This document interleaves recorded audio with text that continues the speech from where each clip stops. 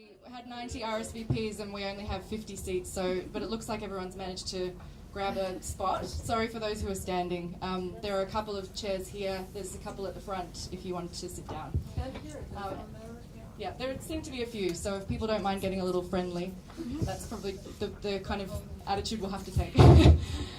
So thank you very much for coming tonight. Welcome to our panel discussion, Refugee, Temporalities and the Ethnographic Method. For those of you who don't know, my name is Tess Altman. I'm one of the organisers of this panel tonight, along with my fellow PhD students, Ioanna, Manoussaki-Adamopoloulou. I'm sorry, Ioanna, that I probably butchered your name. There you are. Oh, did I do well? Okay, good. So Ioanna's doing some filming tonight, along with our fantastic helpers, Charlie. Yep. And Kay. Kay. I'm so sorry I've forgotten your name. Kay. Kay. How could I forget that? It's very straightforward. Thank you very much for filming tonight. We appreciate it. And Victoria Tecca is the other organiser of the event tonight. So all three of us are PhD students at UCL, and Ruth Mandel is our supervisor. So this panel tonight is part of a wider project we're implementing through UCL Changemakers. So it aims to foster interdisciplinary and cross-institutional discussions about temporality and ethnography in context of forced migration and displacement. So we'd like to begin by thanking you all for coming, and of course to thank our speakers tonight, Cathrine Brun from Oxford Brookes University and Ines Hasselberg from the Centre for Research in Anthropology, Lisbon, as well as our discussants Ruth Mandel from UCL Anthropology and Tatiana Thieme from UCL Geography.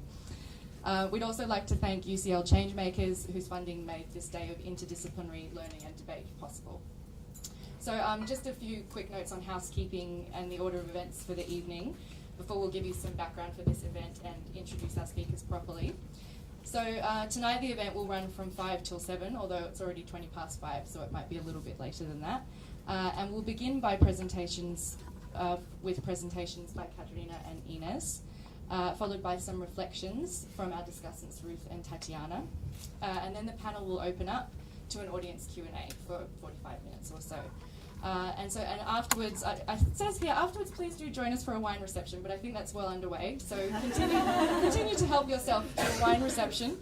And after this event, we will be sending out a short evaluation survey via email, and we'd really appreciate it if you could complete it, because we hope that this will help us do further events like this in the department into the future.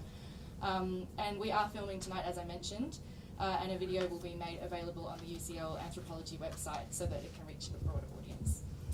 Okay, so now just a bit more background to the event today. So the panel discussion this evening comes at the end of a fantastic day of discussion that we've had today with Cathrine and Ines. The day began with a masterclass, during which time a group of research students engaged with Cathrine and Ines's work to discuss temporality in the context of forced migration and displacement. So we touched on issues today such as the uncertainty that comes with situations of forced displacement, the difficulty of building a future, and migrant strategies to combat the effects of such protracted waiting. So this masterclass and panel discussion tonight are part of this UCL Changemakers grant that we were awarded in order to bring together these different disciplinary perspectives around the topics of temporality and ethnography in context of forced migration and displacement. This aim of interdisciplinarity and cross-institutional collaboration guided the makeup of our masterclass, with students from disciplines ranging from anthropology to geography to sociology to development to gender studies, and from universities across the southeast of England.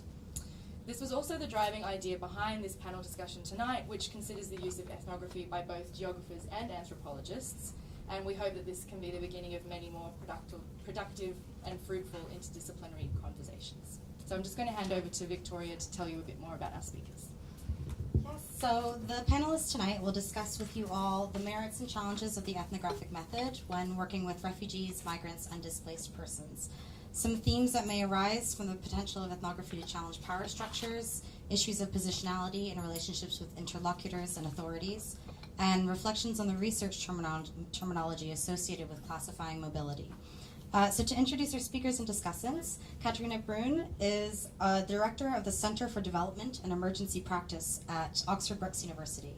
Prior to assuming this post in 2015, Dr. Brun is Professor of Human Geography and Director of Research and director of the Norwegian Researcher School for Geography at the Norwegian University of Science and Technology. She has worked for 20 years on forced migration as a result of conflict and disasters. Currently, Dr. Brun is working particularly on humanitarianism and protracted displacement and chronic crises, and with housing for forced migrants. So, Ines Hasselberg is book review editor for Border Criminologies and a postdoctoral research fellow with the Center for Research in Anthropology in Portugal. Before, she was a postdoctoral research fellow at the Center for Criminology at the University of Oxford, where alongside her research on citizenship, punishment, and mobility, she co-edited Border Criminologies. Ines has conducted extensive research in deportation, punishment, prisons, family life, and migrant surveillance. Her work is published in several international peer-reviewed journals and edited books. Her book, Enduring Uncertainty, Deportation, Punishment, and Everyday Life, won the Prose Award 2017 for Anthropology and was shortlisted for the 2017 BSA BBC Thinking Aloud Ethnography Award.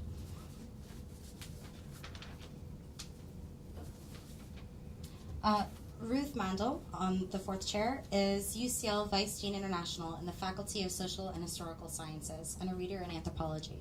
She's researched migration issues for several decades, primarily among migrants from Turkey and Germany, described in her prize-winning book, Cosmopolitan Anxieties, Turkish Challenges to Citizenship and Belonging in Germany. She's also carried out research in post-Soviet Central Asia among Germany-bound migrants, in Georgia among internally displaced populations, and in Kazakhstan, focused on media and development.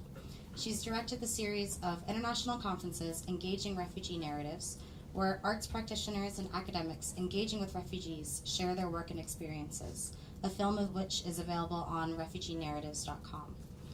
Currently, she's collaborating in a Norway-UK initiative, Language, Legacy, and Landi, highlighting diasporic Afghan poetry through publication, performance, and civic engagement. And finally, Tatiana Thieme is a lecturer in human geography at UCL. Her research engages with different aspects of entrepreneurial and makeshift urbanism. She uses a multi-sided, thematically driven ethnographic approach focused on alternative cultural and economic logics of informal work and everyday coping mechanisms in context of precarious urban environments. Over the last decade, Tatiana has conducted ethnographic research in Kenya, examining the effects of informal waste economies on the generation of Kenyan youth raised in the slums in one of Nairobi's largest and oldest informal settlements, Mathare. A recent project in Brixton Prison, in collaboration with Durham University, documented offenders' aspirations, conceptions, and experiences of work. The research argues how appreciation of the changing spaces, times, and legalities of employment is vital for policy in a climate where workers are simultaneously more flexible but less secure. Her most current research, funded by the British Academy, is a collaborative and multi-sided project studying the transition from emergency and humanitarian aid relief provision for recent refugees to long-term transition and integration programs for new Europeans in 4 European cities, Athens, Budapest, Berlin, and Paris, in collaboration with Dr. Esther Kovacs at University of Cambridge and Cornelis Budapesti and Dr. Kavita Ramakrishnan at UEA. The research is guided by an interest in the connections between geographies of refugee migration and processes of urbanization. Tatiana was a lecturer in geography at the University of Cambridge and a director of studies at Fitzwilliam College from 2013 to 2015. Thank you all again for coming. I'll hand it over to the speakers who have just introduced, and they'll get started.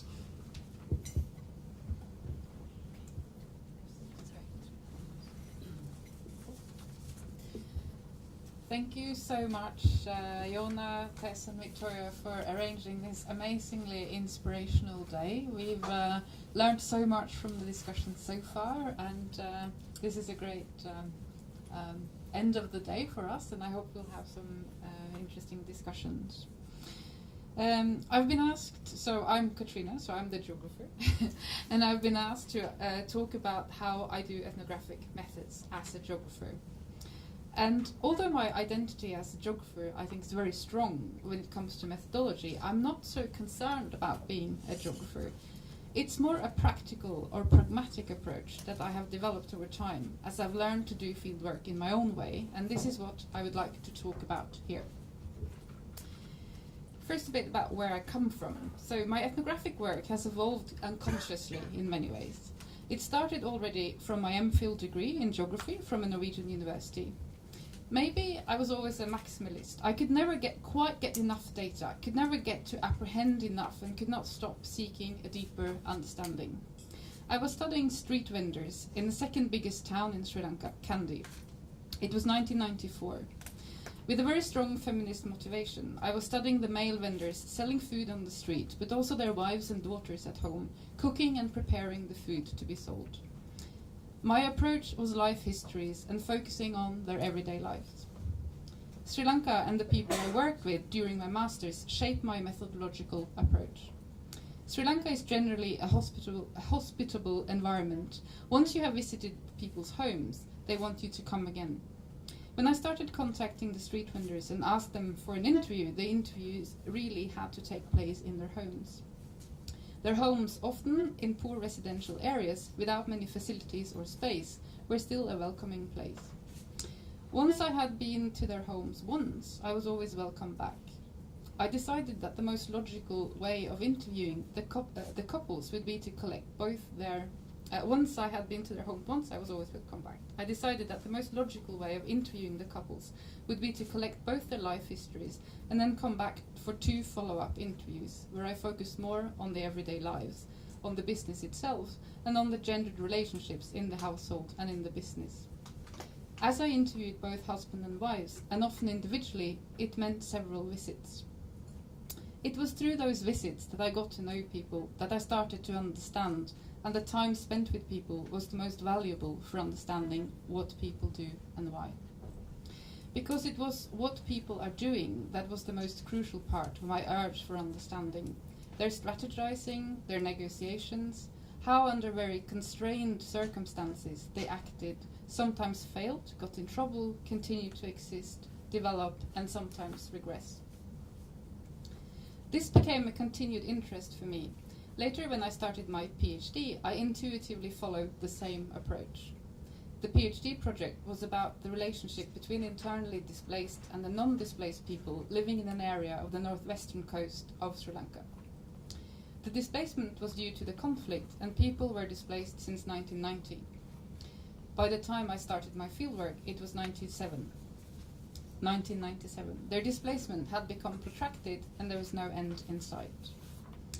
When I started conducting this conflict-related fieldwork 20 years ago, the plan was to do life histories, and life histories became a must, because people insisted on telling their stories before we could talk about the present. It became part of explaining why they were in a particular social position, why they were in that geographical location. I collected a number of life histories, and then came back to a selected group of families over and over again. I started to hang out with them. It was more than just a researcher and the interviewees. I lived in their houses or in neighboring houses. I moved from formal interviews to informal chats and from spending time with people. It was this spending of time with people, often during lazy afternoons, when not much was said, that I increased my understanding. When something happened outside that required a comment, memories or attitudes would be expressed that helped me to understand. Or when I was doing things with a family or an individual, I understood how they strategized and how they negotiated, how they found a way. It was also in these conversations and time passes with people that the topic of feeling stuck came up. The way people feel stuck in the present, how people longed for a future they could not reach, and that often was located in the past. Still, as I've written elsewhere, every time I tried to use this notion of stuck, it did not quite fit, because I was always fascinated with the ways in which people did not give up, continued to survive, and express hope. Even though their lives may not improve, and often in protracted displacement went backwards, people went into debt, people could not educate their children as much as they had been educated themselves, could not achieve homes with the same standards. But it was still what fascinated me was what people are doing, and that required something else than the stuckness. So the question is, how did I grasp that? It was through the fieldwork. And in a way, I think recent debates about reflexivity and non-representational theory have helped me to see the ways in which I grasp this in new ways. Often these two elements, reflexivity and non-representational theory, are presented as an oxymoron. For me, this insight started with Judith Butler's work on performance. I was always fascinated but skeptical because I came from the tradition of Anthony Giddens and Pierre Bourdieu. I was very much tuned into the reflexive being, and the interview and the conversation was very much my main source of understanding. Even the silences in interviews was important for me to be able to understand what people decided to tell me and not to tell me, what was difficult for them to talk about, and what was out of the question to mention. I'm grateful for recent work that has tried to bridge the two dimensions, particularly through emotions and effects, and I've been particularly inspired by Margaret Wetherell's work for this way of approaching social practice. Another very important piece of writing for me in order to understand how these conversations played a role in the larger discussion was Nigel Thrift's paper in the book called Using Social Theory. In this chapter, titled Practicing Ethics, Thrift addresses fieldwork as an encounter, and how the encounter is always producing the unexpected, which may cause a sense of dislocation. That fieldwork can produce, he describes fieldwork as quite painful. He says, much fieldwork can actually be quite painful. There is not only a sense of dislocation of values which you take for granted, which comes and goes, but also the difficulty of negotiating with people when you don't know all the small and ethical ground rules that make up everyday rules, which you have arduously to construct. How do we practice ethics then through fieldwork? For me, the dynamics between reflexivity and the non-representational is essential here. I often feel like a stranger in the field, but unlike Simmel's stranger, I leave. I travel between the university in the UK and the field several times a year. Unlike people I work with, I choose more or less when to arrive, where to go, and when to leave. I view fieldwork as a set of encounters between the researcher and the research participants, often with the involvement of research assistants and other actors who function as gatekeepers and resource persons. During these encounters, hybrid forms of knowledge are co-produced by research participants, research assistants, and the researcher. In geography, the field has been much questioned, and engaging with Sri Lanka, I have had to engage with the field in many different ways, depending on my ability to go or decide not to go, and thinking about how I can engage with the field from a distance as well. How we define the field and how we engage with the field has become part of our politics of research. It is still the encounter which is in the center of my understanding of the field. In my research, I still use conventional research methods and techniques such as interviews and focus group discussion with research participants, authorities, resource persons, aid workers, and others. These conversations and interview sessions constitute the main body of knowledge I gather about the topic and are crucial in answering my research questions. But in addition, I collect secondary information from various libraries, institutions, and organizations, and participate in many related activities as I can access. In other words, I'm still a maximalist in gathering data. But I also often find these well-known data gathering techniques of knowledge production insufficient in understanding how people strategize during situations of war and displacement. And in a militarized society or in a situation where people are traumatized, these techniques can be dangerous and inappropriate.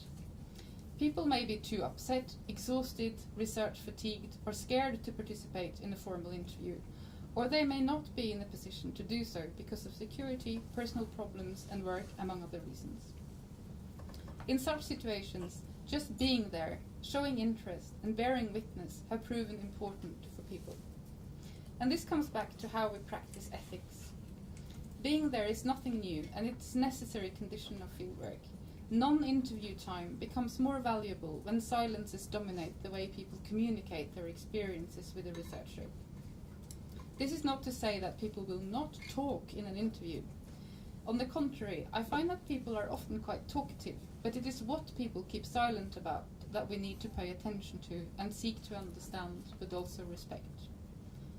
Silences can have different purposes and take different forms. First of all, for protection, people are silent about their sympathies and antipathies, and they may avoid speaking about people behind atrocities and sometimes omit atrocities that they have experienced because it would tell too much about the background, social position, and affiliations. Silence may also be about taking control over an interview situation, and consequently be experienced as empowering. Understanding and recognizing different forms of silences may take time and require that we're open to the various ways in which people might communicate to you what they will not say. These spaces Trift describes as spaces of thoughtfulness. Our aim must be to be able to create these spaces of thoughtfulness where knowledge can be produced in an ethically sound way. This is where I need to come back to spending time together. And this is the time that cannot be planned, that ethics committees cannot understand sometimes. These are the unexpected spaces that Rift talks about, because you do not know what will happen. The researcher does not define the ground rules. And I think there is a gendered aspect of such spaces, which often determines whether or not and to whom I have access to. I have spent much time in people's kitchens, chatting with mothers and daughters while helping to chop vegetables. During these sessions, the chatting might result in casual references to past experiences, how they were in the kitchen when they learned about the need to leave, how soldiers may have entered the kitchen, what the kitchen looked like, what they miss from that kitchen, from their homes, from their lives before displacement, and what those memories mean for their current situation. Maybe I would have never learned about this in an interview.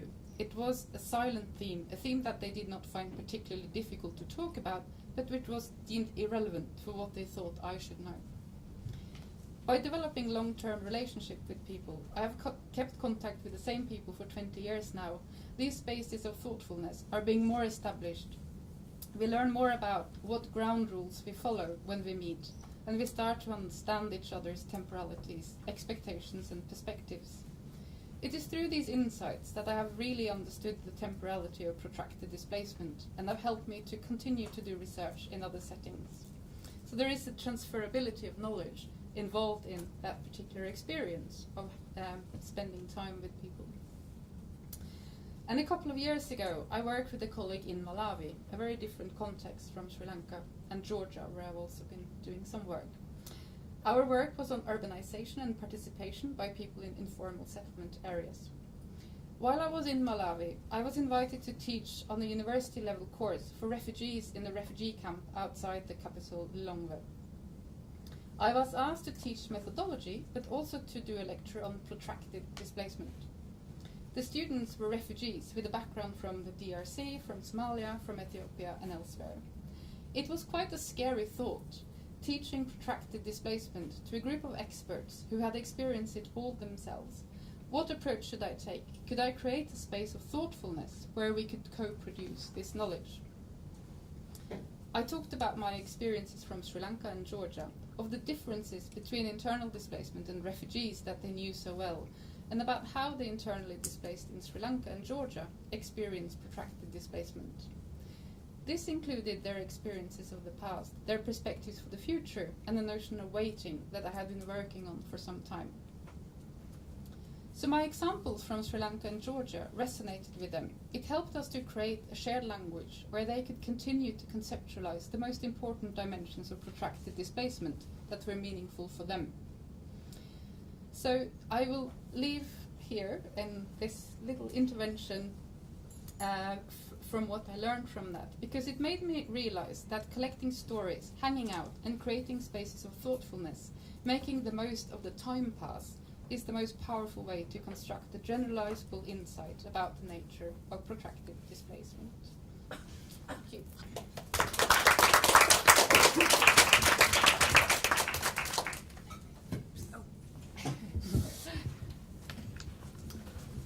Shall I just start? Yeah.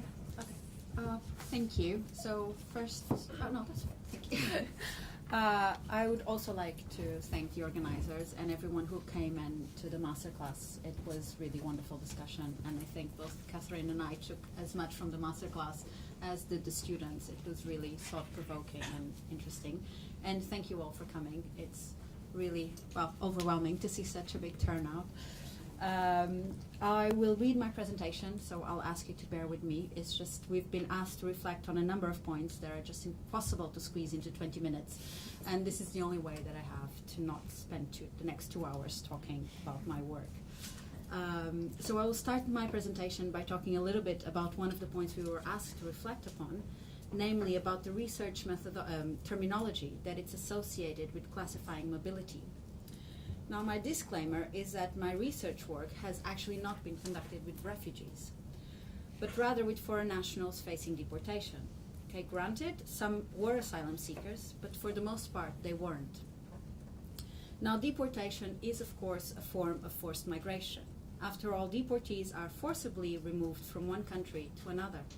And I emphasize here the forcibly, because deportees are physically removed not just against their will and wishes, but often under conditions of restraint when they're handcuffed and escorted by security personnel. Yet it is not common to see deportation conceptualized as or included in discussions of forced return. Matthew Gibney argues that forced migration is not just a descriptive term, but also an evaluative one.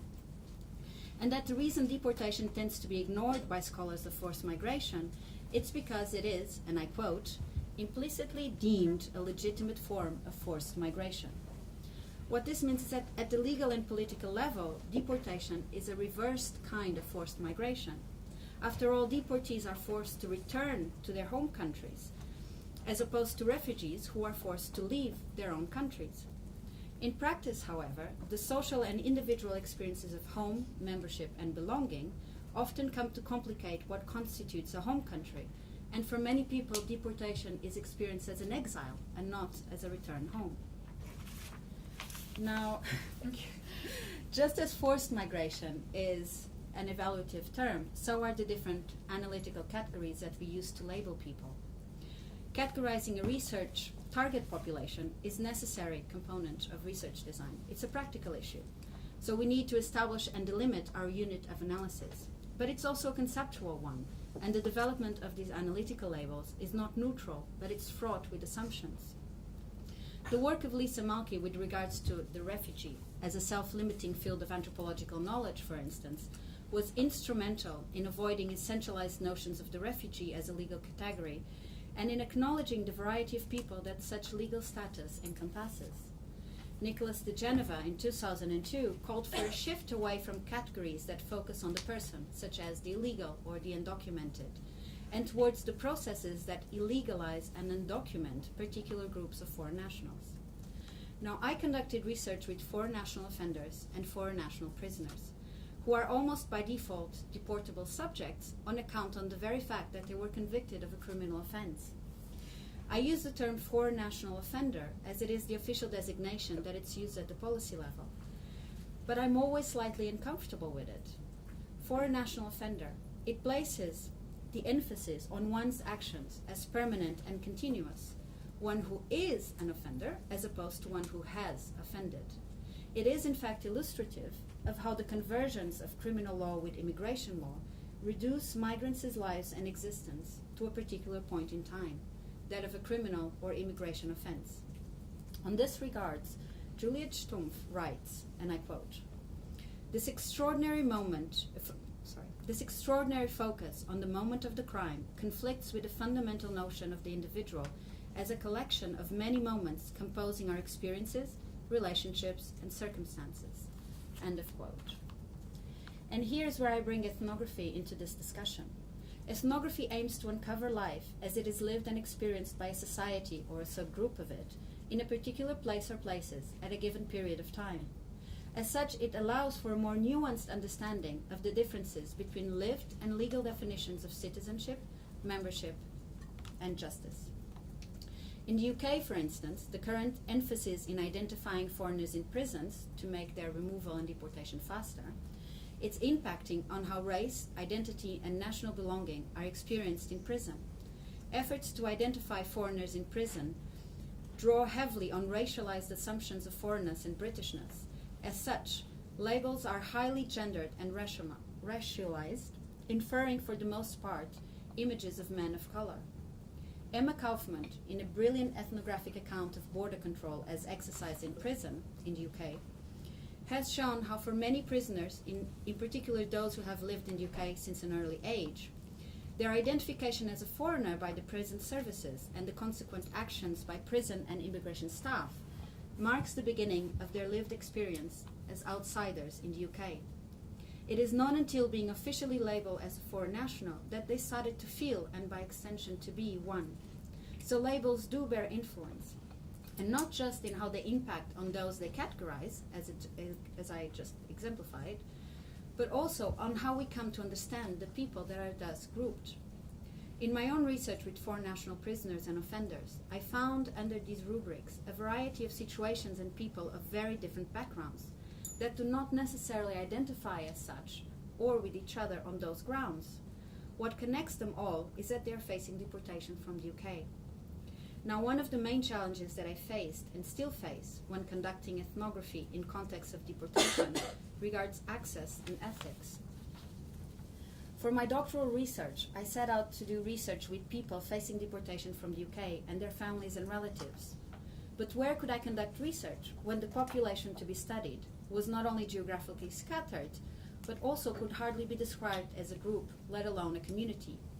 How could I carry field research in a setting where there is nothing immediately available to observe and no one identifiable to talk to? I ended up using a combination of different data gathering techniques and adopting a variety of roles in order to be able to identify and access not just the research population, but also the sites that form part of the experience. It also demanded a careful navigation of the ethical slippery slope of juggling different roles, in this case, that of researcher and volunteer. Overall, the large part of my fieldwork time was spent in efforts at identifying and accessing research participants. Now, I have to admit that I never really had thought of temporalities or the importance of time before fieldwork. These were issues that arose from the narratives that I collected. And these narratives were marked by feelings of uncertainty, waiting, of having lives on hold, of not being able to make any decisions with regards to the immediate future, of the different tempos of the appeal process, of the overwhelming weight of that one past event, that of the criminal conviction, that carried over their lives. What I found most fascinating, too, was that it was when talking of the future, or should I say of the futures, so their desired futures, their feared futures, their likely futures, it was in conveying their imaginings of the future that they expressed so clearly how deportation for them was not perceived as going somewhere, in this case the country of origin, but it was mostly about leaving the UK. Deportation was about giving up all that they had accomplished since their arrival in the country. When talking of their future, I understood their present.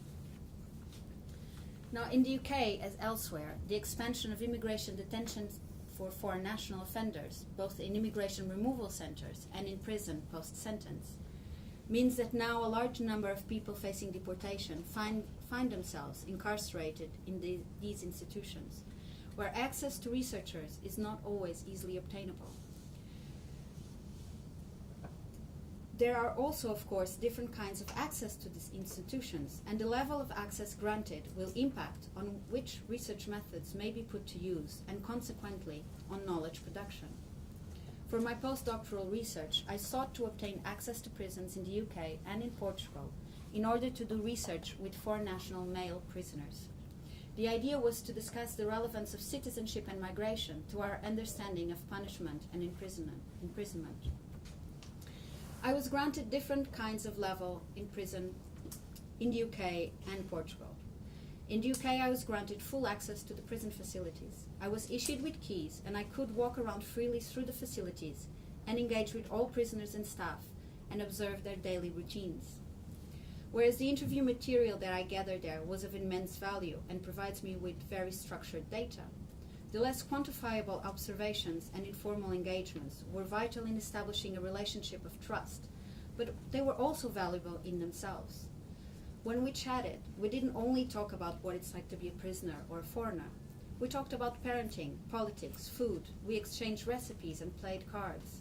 I was shown photos of babies and complex origami teddy bears made for gifts. Men asked me questions too, and it was through answering their questions about my own family situation, I was very pregnant at the time, that many spoke of their own situations, thus expressing masculinity, fatherhood, and what manhood meant to them. In Portugal, however, I was not granted access to the wings, but only to the administrative buildings of the prison, where prisoners would be brought over to me. Access was thus limited to the collection of interview and survey data. I was excluded from the wings and the spaces that form part of prisoners' lives, and blinded to the interactions and social relationships that develop within. Collecting data based on one-time interviews with people with whom I had no prior or post-engagement means that now, as I go through the interview scripts, I can barely remember their faces. I remember stories that were told to me, of course, and I remember a few faces, but I can't connect one to the other. Reading interview scripts from my fieldwork in the UK is a great contrast. I know who is speaking. I know how they dressed, how they smiled, how their hair looked like. I know how they moved about and interacted with me and the others.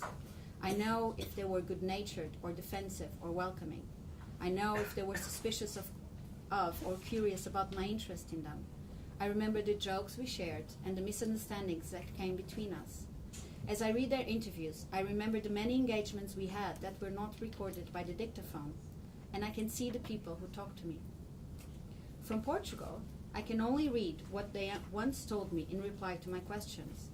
It makes it difficult for me to contextualize their words and their worlds, and to connect them to the actual person that spoke to me and to the wider experience of imprisonment.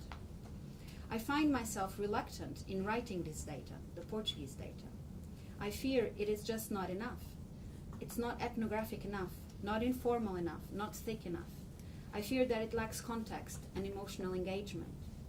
Can you change perspective Can you change perspective from a number of one-off interviews? Is what I have enough for an ethnographic account of deportation, punishment, and identity? And yet, when I go through the interview scripts, I'm always surprised by its richness and by the insights that they provide. So why, I wonder, am I so uncomfortable with the idea of not doing ethnography?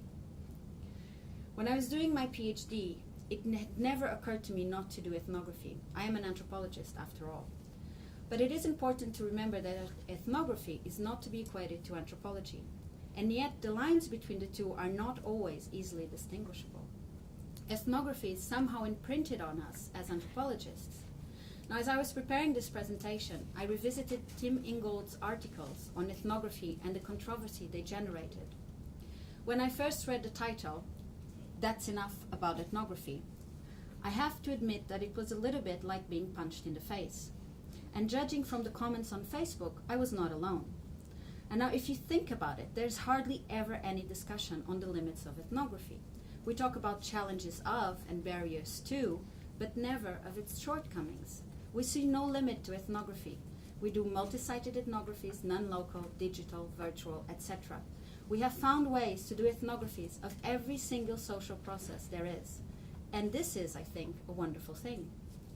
Now, despite the many challenges to researching deportation, there is currently a great collection of ethnographies of deportation. And despite the specificities of each empirical account, these ethnographies reveal remarkable similarities in the experiences of return upon deportation. Regret, isolation, stigma, gender constraints, strained social interactions, family separation, financial dependency, immobility. These ethnographies have documented and provided intense accounts of the devastating impacts that deportation bears on individuals, families, and communities. This alone has not brought about any challenge to existing power structures. So the question is, can we and should we as social scientists strive towards social change? And in thinking about these questions, Tim Ingold comes again to my mind. Tim Ingold is not arguing against ethnography. He's writing about why it is important not to equate ethnography to anthropology. And although I have to admit that I still find it difficult to distinguish my work as an ethnographer from my work as an anthropologist, what Ingold is calling attention to is important and very relevant. In particular, his arguments on how anthropologists should be able to speak for themselves beyond their ethnographic accounts. Now, there's no point on me rephrasing here what he writes about in such a clear manner. So with these questions in mind, I would like to close my presentation with a quote from his article entitled Anthropology contra Ethnography. This is his article from 2017. The quote is a paragraph long, so please bear with me. So I start the quote. I believe we must demand the right to speak with voices of our own and to say what we think on the basis of our inquiries, regardless of whether it accords with the thinking of our interlocutors. We may have learned from what they have told us, but as anthropologists, rather than ethnographers, it is not our job to reflect it. Just like practitioners from any other discipline, we must be ready to speak with our own voices and not hide behind the voices of others. If we fail to do so, we will find ourselves excluded from the great debates of our time, debates about how we should live, or find that we are brought in only to provide the material for others to manipulate as they will. And as we know only too well, there are plenty of others of more narrow-minded, intolerant, or fundamentalist bent who are only too ready to fill in the void. We anthropologists have tremendously important things to say, and we need to be there to say them. But we can only make our presence felt by dropping the pretense that we have authority to speak only as ethnographers, and thus that we have nothing to say for ourselves. And with that, I leave the discussion to you. Thank you.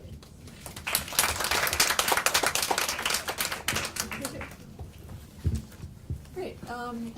So I echo the thanks to my brilliant dynamic students, and thank you for including me in the panel.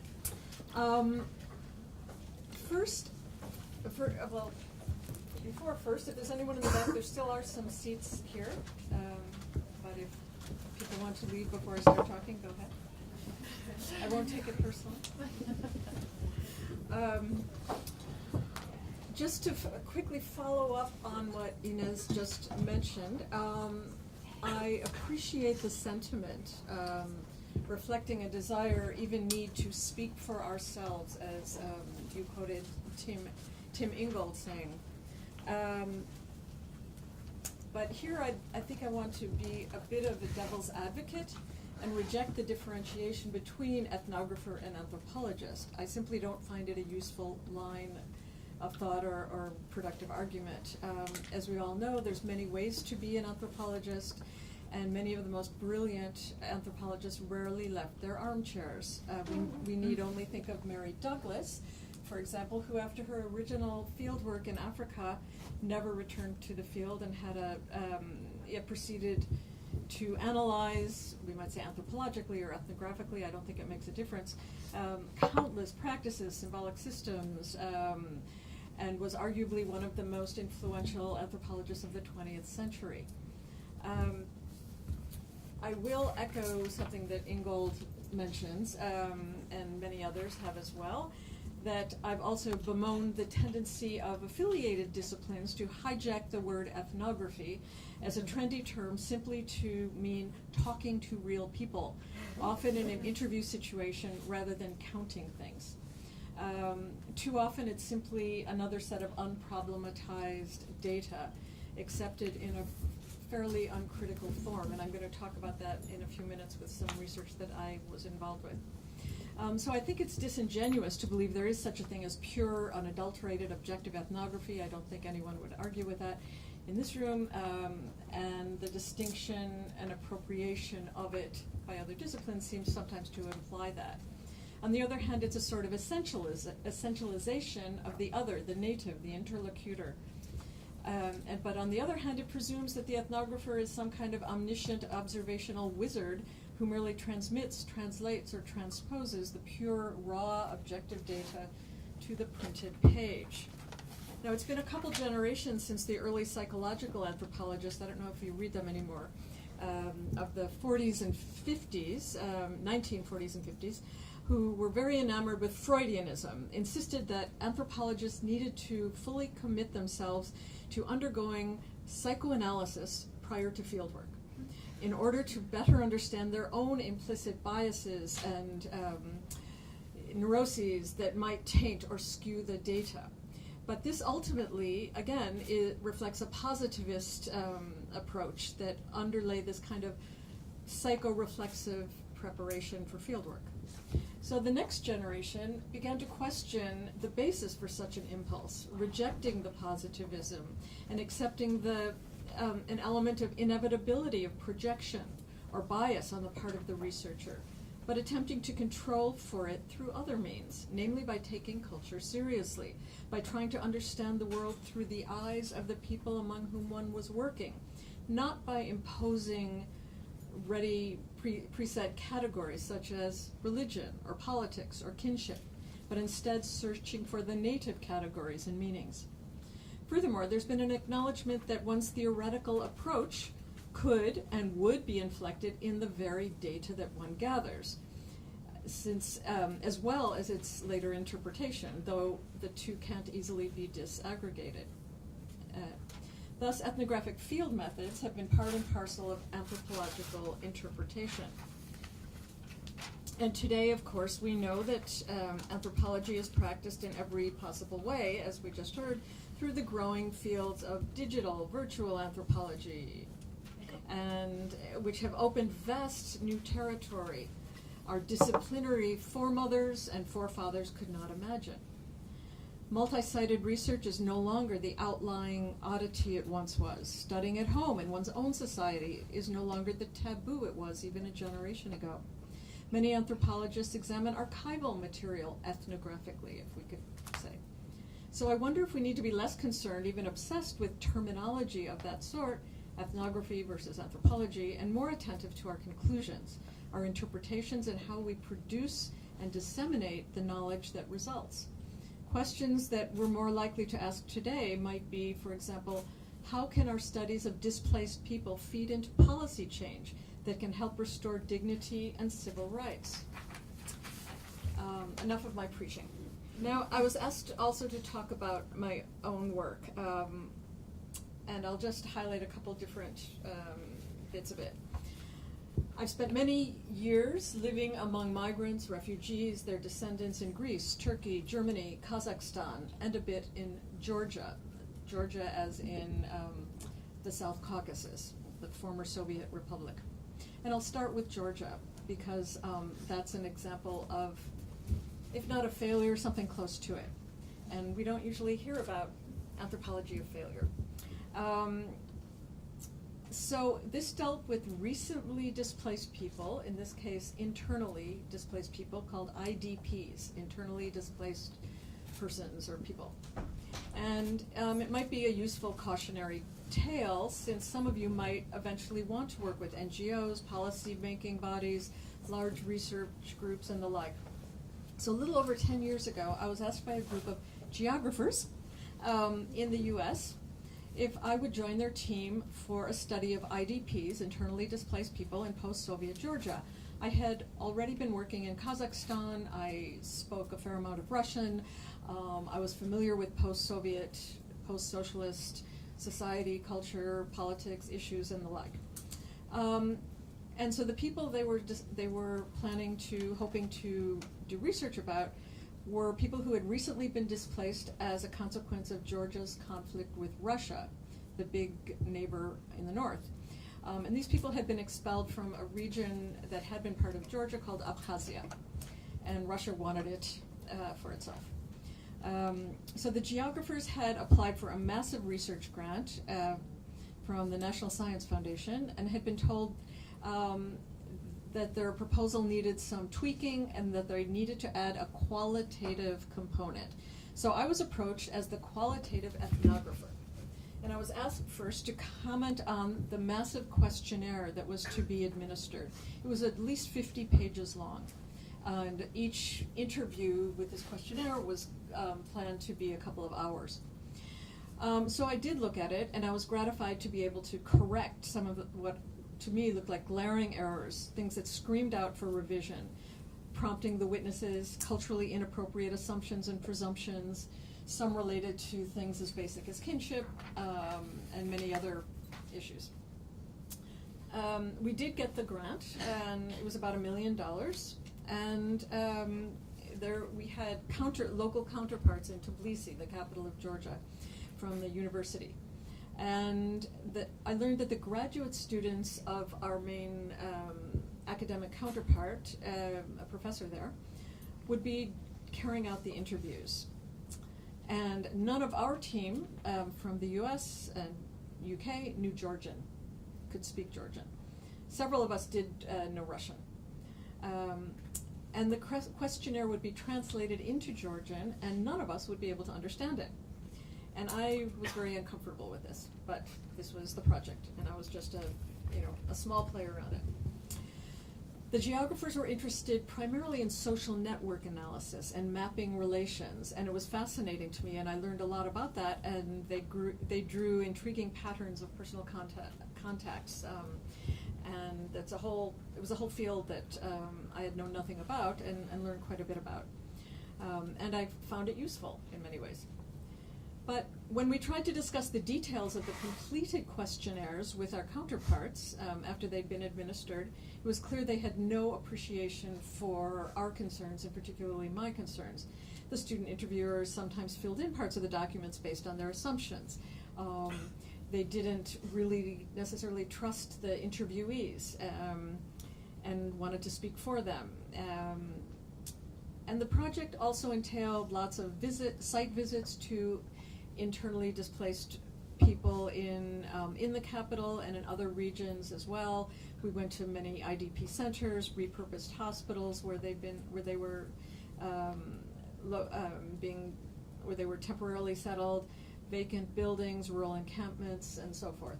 The issue of terminology, which is one of the topics of today, terminology does come up here because to call them IDPs, internally displaced people, means it reinforces and reproduces a particular identity that the government had a lot at stake in this, and because they wanted Abkhazia back for them.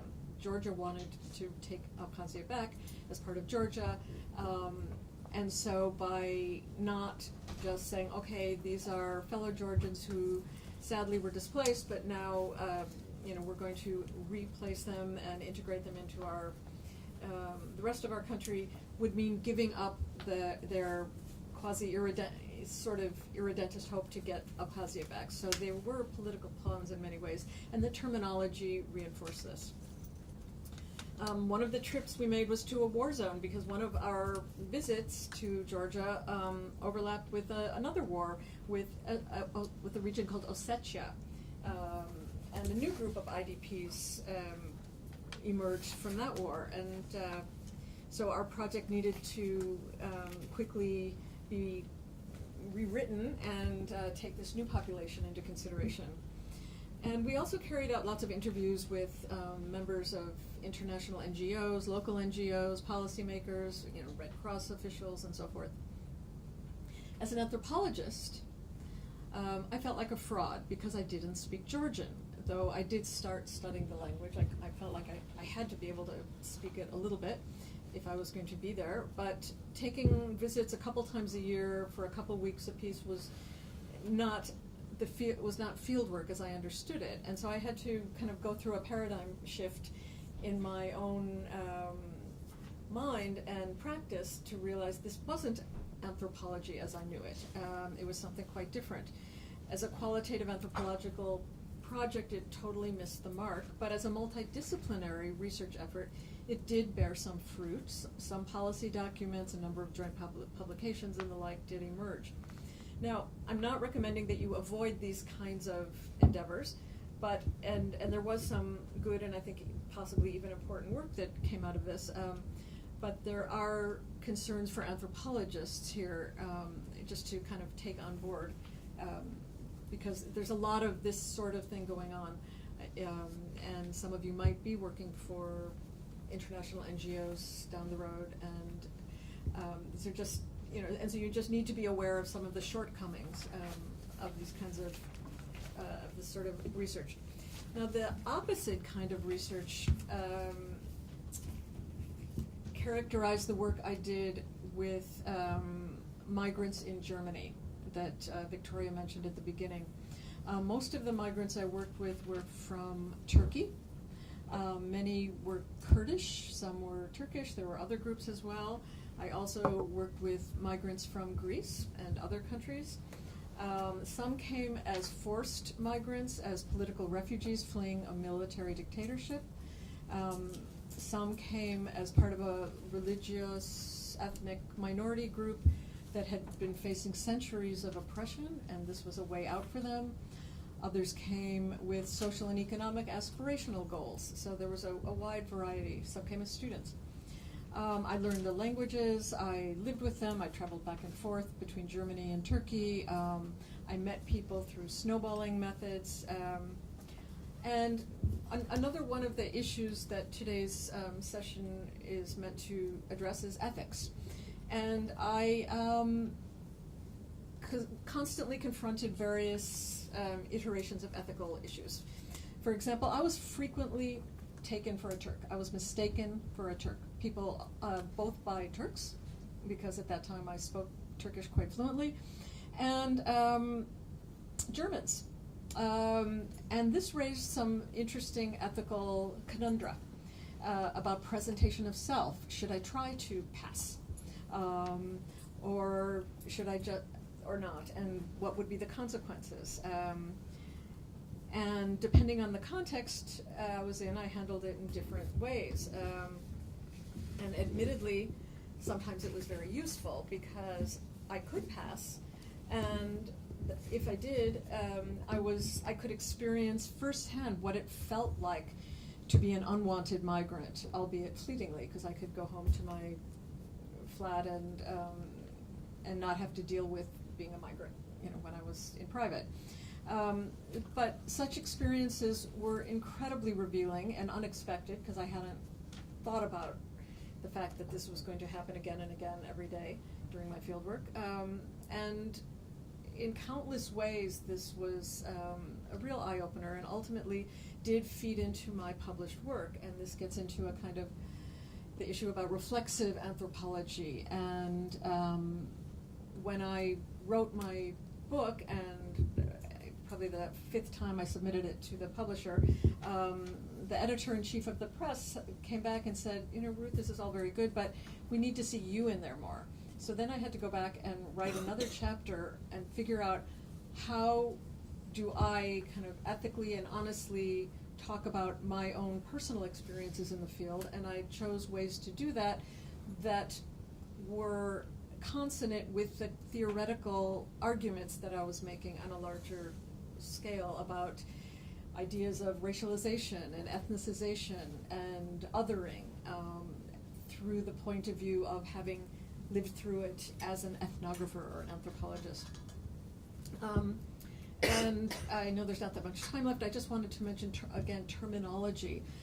In that research in Germany, terminology was of utmost importance, because the people I was working with had been brought to Germany initially as Gastarbeiter, guest workers. And this was a huge issue because these guest workers felt the term was very, very insulting. As they told me over and over again in either Greek or in Turkish or whatever, we're a very hospitable people. When we have guests, we don't put them to work. What is it with these Germans? These Germans, are somehow, they're inhospitable, they're cold, they're evil, they're backwards, they don't know how to treat guests. And Gastarbeiter, the word eventually took on quite derogatory connotations, and it was a homogenizing term for Turks, Kurds, Yugoslavs, Portuguese, Greeks, Italians, and so forth. And eventually it became fairly politically incorrect due to its oxymoronic contradictions, and echoing the idea of temporality as well. Also being highlighted today, the term meant that guests are only temporary. They don't come to stay. And these people, by the time I was doing my research, had been there a decade or two. There were 2 generations, almost 3 generations. So why were they still being called guests? So this was a sense that the encompassing society was not accepting of them. Other terms were introduced to try to neutralize social antagonisms, some with more success than others, and until 9/11, when most of the Yugoslavia by then had broken up, of course. Italy, Portugal, Greece were all part of, Spain were all part of the EU, so they no longer needed the same kinds of guest worker visas, but Turkey was not part of the EU. So the generic term, as you can guess after 9/11, became Muslim, regardless of how people felt about themselves. And Turkey, as you may or may not know, legally, constitutionally is a secular society, despite an Islamic government right now. It did not have one then. And so this was very problematic for the people at whom it was aimed. And I've written quite a bit about this, and the reason I'm dwelling on it is because it has very important consequences, cultural, social, political consequences, how terminology is deployed. And what I've argued in many publications and publicly is that by using certain kinds of terminology, the German government and German society at large connected, it was an inflection of Germany's racialist and racializing citizenship regime. And this often has landed me in hot water with many German academics who have taken objection to what to me as an outsider seemed blatantly obvious. I think I've probably gone over my time limit, so I should probably stop there. But I've had lots of other kinds of ethical, moral quandaries in the field, and other kinds of Germany and post-socialist related migration experiences as well. And during the discussion, I'm happy to talk more about that. But I think it's time to pass on to Tatiana. Thank you.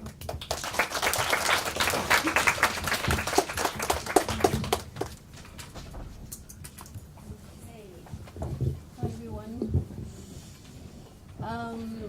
So I'm very thankful to everyone who invited me to come today, and it's been wonderful to listen to all of these wonderful talks. This is perfect. I'll be able to do that. Hi guys, can you see me in the back? Hello. Okay, so I want to kind of, my little intervention is a little bit more structured improv. I want to respond to some of the themes of the event today by sort of picking a few key elements that were discussed by Cathrine, Ines, and Ruth as well, and hopefully then weave it into some kind of reflections that I'm dealing with at the moment with my most current project, the one called Refugees or New Europeans. So I'll talk a little bit about some of my research that's coming out of Paris in particular. I'm focusing on Berlin and Paris, but I've just recently returned from Paris and trying to digest a lot of the things that I've been doing there, and so this is a really nice forum to be able to kind of share and kind of talk through some of those issues. I think first,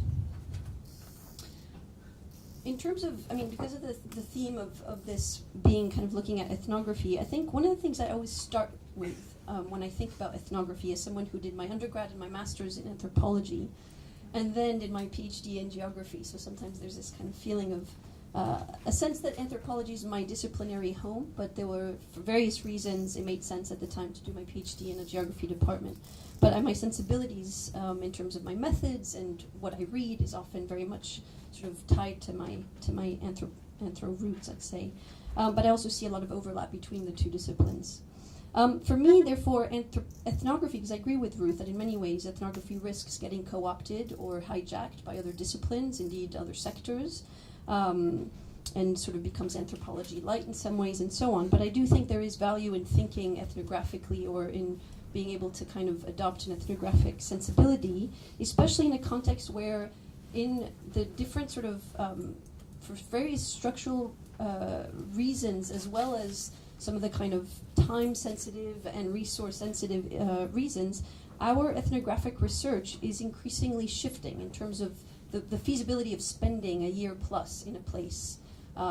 We kind of relished this time when we were able to do that during our PhD years, or perhaps in a postdoc, or perhaps when we have a sabbatical. But how do we retain our ethnographic sensibility after that, right? And I think that, in a sense, there's always this kind of conundrum with ethnography is a method, right? But it's also a text, and this is something that's obviously very familiar to everyone in this room, particularly sort of animated by the seminal co-edited volume by Marcus and Clifford in the 80s on writing culture and so on. And so I kind of want to reflect on this idea of kind of ethnography as a method that is increasingly sort of under review in terms of can it be punctuated, can it be multi-sided, and so on, but also ethnography as text in relation to representation. And so that kind of links to our discussion today about terminology. I think there's, in a sense, something that's also coming up with ethnographic research, in particular in relation to some of the topics in the field research that everyone in this room is talking about, is the extent to which we try to derive social meanings of actions that we observe in the field and sort of try to analyze them and take them on their own terms without perhaps trying to create broader, conclusions about broader systems in which these lives and system and practices are embedded. So can we say something about structural injustice, of certain economic or political institutions when we look at very particular local ethnographic contexts? And at the same time, can we try to depart from a place of trying to study effects of broader political and economic systems that we're outraged by, the kind of more increasingly punitive responses of the Emmanuel Macron's migration policies in France, for instance? Can you start from there and then incorporate ethnographic description into your account by thickening and bringing to life structural theories that relate to particular forms of labor and class politics, placemaking, home, and displacement? So I think in some sense what I'd like to sort of, the way that I situate my work, I suppose, is a commitment to post-structuralist representation and sensibility. In other words, challenging normative categories, as Ines was evoking, and Cathrine and Ruth as well, the normative categories of what is the economy, or what is a legal person, or what is home, and what is place, and what is work. So I challenge those, but also I'm committed to kind of thinking about how we might stitch together the microgeographies of lived experiences into a broader account that in a sense has a certain activism involved. So I think that, back to Ruth's question about can we think about what are the effects of our conclusions in policy terms, for instance, and how do we prevent diluting some of our academic conclusions by doing so, I think there is something where we can think about what are the avenues for rethinking, in our case particularly, marginality or makeshift urban life. So a lot of my work across Nairobi or Brixton prison on the wing of prisoners ending, at the end of their life sentence, or the asylum seekers that I'm meeting from Eritrea, Sudan, and Afghanistan in the streets of Paris today. How do we kind of, how do we make sense of these sort of different life stories and contexts in which there's a kind of labor involved in the making of work, in the making of home under precarious conditions, or in a context where you might be displaced the next day. There's a labor involved in making one's way to an asylum center, and the particular agency involved in defining whether or not an asylum center becomes shelter for the night away from le grand froid, the big cold, as we're calling it now in France, versus a carceral space over time. So I want to say a couple things about Paris in response to some of the things that came out of my colleague's talk. So this photograph up here is Paris in around the 18th arrondissement, which is not far. If any of you go to Paris and get off of at the Gare du Nord, the big train station, a few metro stops away, you get to Porte de la Chapelle. And Porte de la Chapelle right now is a kind of interesting kind of constellation of celebrations and visualizations of the regeneration projects that are going to happen. This is also in the wake of Paris having been chosen for the 2024 Olympic Games. But it's also a place where there's been, kind of protracted underemployment and various forms of kind of exclusion and uneven development in that neighborhood. And this is interestingly the place where Anne Hidalgo in 2015, a month after the Bataclan attack, decided to build this large bubble structure that is, it's called the Hidalgo Center, or the Humanitarian Center, and it has this large sort of white and yellow bubble structure where the NGO commissioned by the state, Emmaüs, Solidarité, is there to welcome recent refugee arrivals, to try to help them orient the city in relation to where to access asylum claims, and then where to access very basic kind of everyday survival things like food, shelter, clothing, and so on. And so, in a sense, one of the things that Ines said was, what is our unit of analysis? And that we should move away from labels and look at the processes instead that render individuals criminalized, and in a sense that reproduce forms of exclusion. And I just wanted to give an example of this, which is that you have in the Humanitarian Center, and there's been, since 2015, a constellation of what you could call DIY humanitarian assistance. So there's a series of neighborhood-based collectives, or in French, asso, so associations. So they're not necessarily registered NGOs at all. In fact, they try to very militantly sort of present themselves as sort of a do-it-yourself kind of bottom-up grassroots collective that don't necessarily receive donor funding and so on. So it's all self-funded. It's all from the bottom up, and they do things like food distribution. So, for instance, outraged by the fact that this humanitarian center has a capacity for 400 people, but that you still have people sleeping out on the streets, like so. Sorry. Okay. Oops. Sorry. Okay. So here. Oh my goodness. Sorry, guys.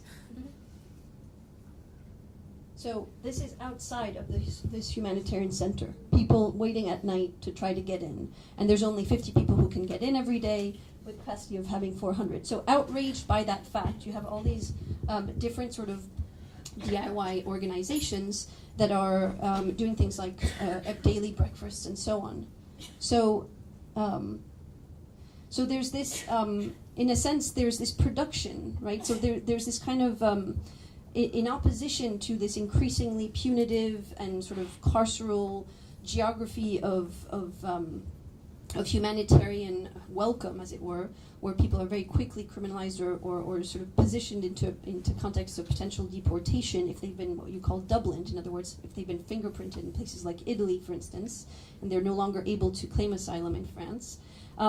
You have, in contrast to that, all of this kind of incredible solidarity that are not just kind of a form of, patriarchal or patronizing, rather, humanitarian aid onto these refugee others, but actually a lot of the people that work for these associations is all pro bono. It's often people who say, I'm making sense of my retirement, I'm making sense of my divorce, I'm making sense of my unemployment, making sense of being a recent grad from a master's in development and finding no job. So there's a kind of interesting, there's this discussion of kind of mutual therapeutic encounter and exchange. You even have people who are themselves very precariously housed, what you call in French SDF, so sans domicile fixe, without a fixed domicile, and people who live in the streets or who are precariously housed in that neighborhood to talk about the fact that they can forget their problems by being able to engage with recent, with people who've arrived recently, especially, for instance, some of the people that I met who are from Côte d'Ivoire, who are kind of seeing themselves as elders who had come 20 years ago and who can sort of give advice to younger Côte d'Ivoirians who are coming to Paris and so on. So there's that kind of sense of encounter and exchange. On the other hand, what ends up a kind of unintended effect of some of these kind of breakfast, and food banks, as well as kind of these collects for clothing and so on, is that you have a proliferation of post-consumer, post-humanitarian waste that gets generated. And so you have, and I don't have a photo of this here, but you have every morning the municipality that sort of outsources to different companies to come and clean up all of these plastic cups and remnants of the food banks distribution, as well as some of the blankets and and anything that relates to the relics of having slept rough the night before. And their logic is, well, we're told, we used to do graffiti art, and but now we're concentrating on this because we're told that we need to clean up this whole area. We're not touching any of the things that people are using if they're still staying put, but we have to take all the wastes, and so it's legitimized through this discourse of sanitation, but at the same time also legitimized by the fact that there's this kind of protracted this whole DIY humanitarianism is now expected, is now normalized. So the cleaners are saying, well, if we take their blankets, because I asked them, are you going to take their blankets? Are they being washed somewhere? Are they being taken back? No, we have to throw them away, but we know tonight someone else will come and distribute blankets again. So there's this interesting kind of cycle, if you like, of humanitarian aid that is, in a sense, in the short term, incredibly full of solidarity and exchange and so on, but is not necessarily sustainable at all because it's still locked into this discourse of emergency relief. And so, in a sense, it's further prolonging any kind of state-led or city-led action to try to think about more long-term solutions. So this is kind of a transition that I'm looking at the moment. How many minutes do I have left? Sorry, just so I... Okay. I wanted to say a quick something about... and this is related, again, to what Ruth was saying about the paradigm shift and your experience about looking at the shortcomings of some of the research when we collaborate or when our research overlaps with institutions or initiatives that may be sort of embedded in more NGO or policy realms. So I think this is a really important question, especially at this time with the strike, of the value of applied anthropology or applied research in general, and perhaps of activist research. And I kind of think back to a piece by Nancy Shepherd Hughes called Militant Anthropology, if many of you are familiar with that piece, which I think really pushed us to think about, even in the micro moments of our research, what are the moments when we actually intentionally or implicitly intervene in ways that feel akin to our own politics related to social justice and our own sort of personal ethics, where we feel, like, if I were in front of my ethics board, I would still justify what I'm doing because right now I feel like this is what is needed on a human level and so on. But that's something that we are contending with, I think, all the time. I want to give a tiny example of that. In Paris, the only way I feel I can do this research is to volunteer with some of these organizations. But I've started to learn that there are some tensions between some of these different organizations. So for instance, there's an organization called, this is being filmed, isn't it? So I'm not going to name them. But an organization that's doing incredible work in many ways. However, they are a membership-based organization. They started from very grassroots, but they, in order to become a member and to actually volunteer, you need to pay a fee online, etc. Some of the other organizations feel that that sort of means that you don't know how to follow the funding, that if asylum seekers who are sleeping rough outside are not being put up in emergency hostels, what are they doing with the money, etc. So you have these kind of interesting turf wars happening all through Paris, where you have a kind of cluster of people that have assembled under a bridge. I'm thinking of like Canal Saint-Denis, for instance, where you have between now estimated up to 600 people sleeping under the bridge. And you have that organization that initially used to go out and do blanket distributions, food distribution, etc., saying we can't go there because there's a woman who's put all kinds of stuff on YouTube, defamed us, and saying, that we're not doing our job, etc. And so when I in my recent trip to Paris, I kind of spend time hopping. I'm a little bit of a nomad. I try to go and do volunteering with different organizations, but also go down to Canal Saint-Denis. And I was told by that organization, well, make sure you don't wear your badge. So there's a badge you need in order to enter a humanitarian center to do volunteering with one group, but you have to make sure not to wear that badge if you go to another place where there's these. And in terms of how you get involved, when you have someone who's just arrived from Eritrea 2 days ago asking you, do you have, can you help me with this phone card? And they're all looking at this phone card that asks, the automated thing is asking you for a fixed address and a fixed identity number. Obviously, there's a perverse logic to that, right? So we couldn't get the phone card to work, but I had some Skype credit. And these were two brothers from Eritrea in their 20s who hadn't talked to their mother in 2 years. And so we huddled around my phone, and we tried to call their mom, and the phone rang. So I can tell you that was one of the most moving moments in my fieldwork, I think, ever, to hear those two boys finally able to say hello to their mom and tell them they were okay. So, there are these moments where you kind of intervene, and there are moments, I think, where we have an obligation, I think. I'm speaking on for me here. If I have a meeting with someone in the mayor's office, to share some of the insights without putting anyone at risk and naming names, but to share some of the insights from the streets that person in the mayor's office may be may sort of be interested to hear about and understand.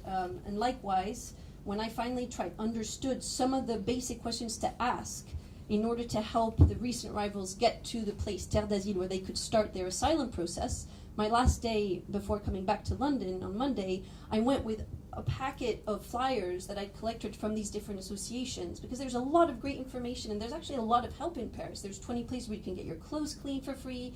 You can get free showers. You can get free lessons at any library on Saturday morning, but there is a dearth of clear map or a cartography of information. So I went with these flyers and brought them down to Ephraim, who was one of the Eritrean guys who called his mom.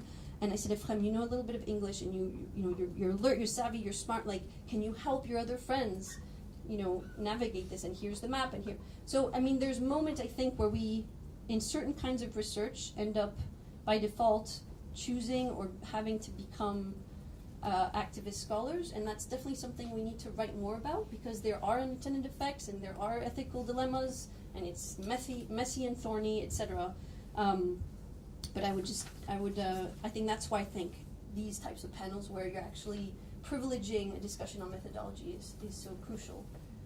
And I would just to end say that one of the things about temporalities that is also important for me is I used to always spend time during the day in France. I'm a mother of two, so when I go to Paris, I'm usually sort of, because of childcare issues, etc., doing fieldwork during the day. And although in especially in Nairobi, I always do homestays and live with communities that I'm working with, it's always this thing of having to extract myself after a few days because of my childcare responsibilities. But I precisely went on this trip to try to look at nights. And here's where, again, I was very struck by how blinded I'd been to the overlapping spaces of precarity that are happening at night in Paris. So for instance, here on the lower right next to where, not far from here, where there is that distribution of food in the morning and clothing and so on, you have people who are, this is kind of a place where people feel safe to use crack.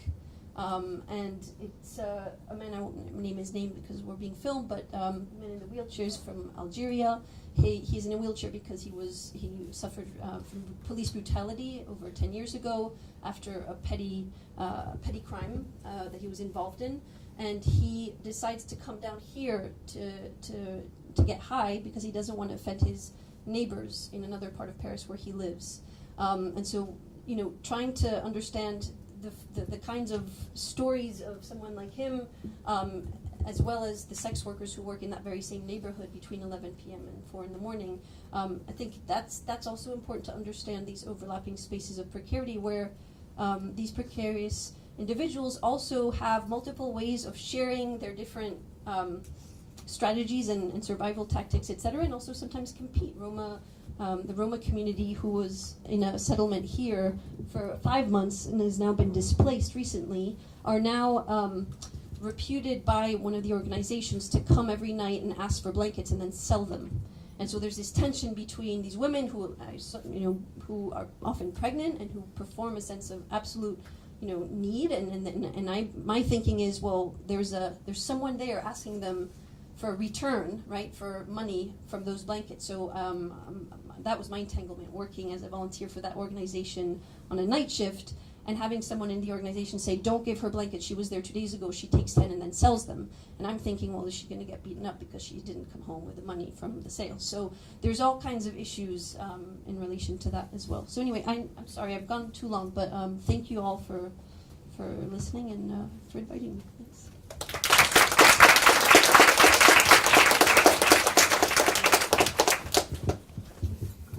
I'd just like to invite our panelists and discussants back to come and sit, and we'll have some some time now for some questions from the audience, which you can direct at any one of the panelists or discussants. I think just before I say a quick comment, I just wanted to explain the photo reel that we've had going in the background for as the presentations have been going. Or Ioanna, would you like to say briefly about your photos? They're my photos. They're photos taken by underage migrants or forced migrants, people on the move that were not moving.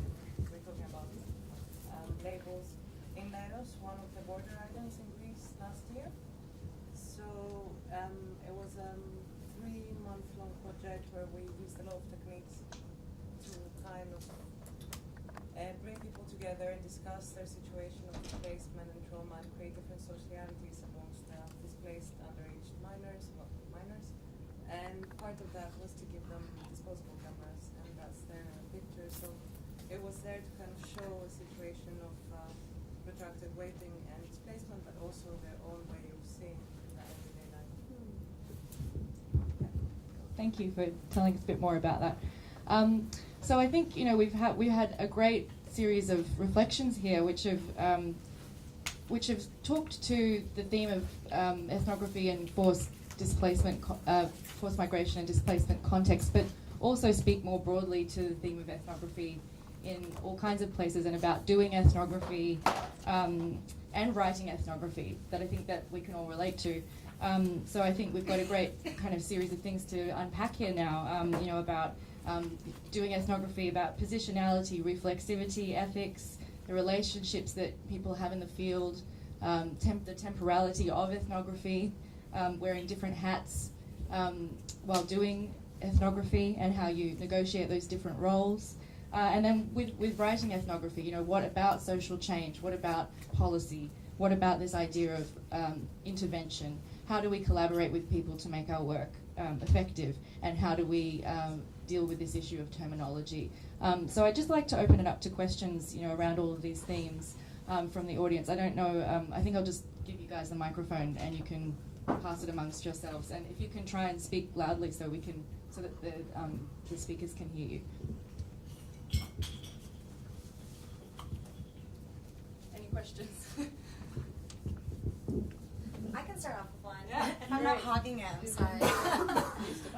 Yeah, I can. Thank you again so much for all of that. That was wonderful. And I found one theme that all four of you spoke to was how ethnography might influence social policy or how it might be integrated into social policy. And my question is, I feel like I can only speak to anthropology when it comes to ethics, like ASA guidelines and things like this, but I'm assuming potentially this might be similar in geography as well. I feel like the ethics guidelines that we're beholden to are quite reactive, and they don't necessarily, they're not, it's not a proactive kind of ethical code, not a proactive ethical,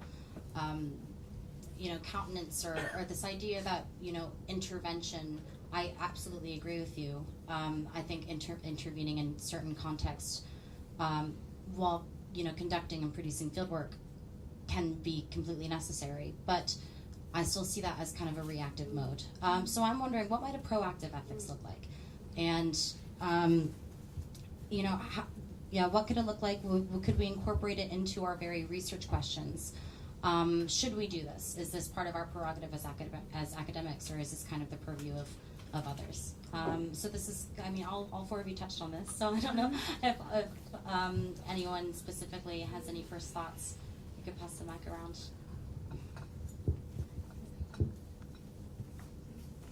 Okay, I can try. It's always worse to be first because I know. But first of all, I consciously did not use the word ethnography in my presentation. And I'm a geographer, so maybe I can suffer from some of the critique that came from Ruth. But I think maybe as a geographer, I've also been more free to not be bound by that in a way, and to, as I said, learn from the field and do what works with people that I was working with, and not label it as something particular in a way. And having moved to a School of Architecture, I feel even more freedom in that. And I think what I really find that important. And I was thinking about the discussion, which, and again, I don't know, I don't have any anthropology background, so, but in my field and being a feminist geographer, the discussion from Donna Haraway and situated knowledges and the critique that came in geography about that discussion, and particularly perhaps an article which is now quite old, I can't remember exactly how old, by Gillian Rose, who's criticizing the way that even though we can think about situated knowledge, but we cannot understand everything in our background. So the sort of psychotherapy that you're introducing, we cannot understand everything in our background that will help, will shape the knowledge production that we have. But what is important is what happens in the encounter, and what kind of knowledge production comes out of the encounters in fieldwork. And that's the ethical relationship that I'm talking about, where you need to understand what's happening. And I think you can be kind of proactive in that sense. And I think there is an opening, at least the little I have engaged with the ethics boards here, and I come from a tradition where I didn't have to deal with ethics boards, but where it is possible to engage in the kind of activist and action research process if you can engage with that kind of encounter and open up and think about the ethical dimensions of those relationships. But I'm sure other people can talk to that. That's a fabulous question.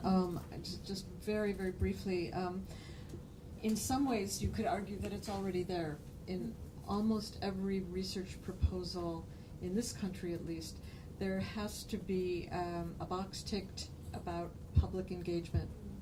And often that's where the proactive, ethical imagination can be deployed.